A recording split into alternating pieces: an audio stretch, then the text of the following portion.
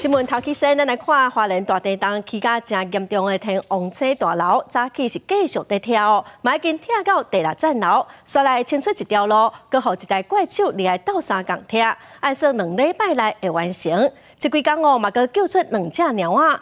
另外，伫中和街有一栋大楼嘛，风大红单，今仔早起就有民众入去处理来款物件。跳天王星大楼进入第6天，怪手车闸继续向下卡乌，已经到第6层，暗过烦恼建物后边重量加重，目前爱清出一条路，和另外一台机具进驻并分2路赶工，维持完成目标，2礼拜完成跳图。待会在拆除的时候，后方跟前面的部分会配合来施工。拆卸的过程哦，就碰到一些种种因素哦。那像昨天这个救援这个猫的部分也是。预计我们还是希望厂商能够在2周之内拆完。菲律宾办事处人员早起也到现场指示关心听情形。另外，听过程中，目前顺利救2只猫仔，主人也公布猫仔看医生恢复正常食物件。动物团体也无放弃，伫1楼、7楼放10个诱捕人啊，望阁救出阁较侪猫仔。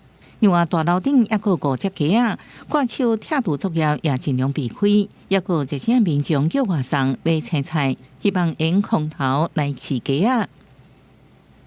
他烧给鸡就对。对，转交给鸡啊。我说整个砖掉出来。大楼住户感觉厝内一片路苍苍，这几天来回搬物件，伫花莲中和街这大楼跳啊登去，边也比较真厉害，更紧流出来。今时期记录地震的时阵，规栋大楼又较真厉害，住户向公道省差点头就头讲到，社区被打红单规楼，住户全部撤离。已经也贴红单了，是完全没有办法住在里面。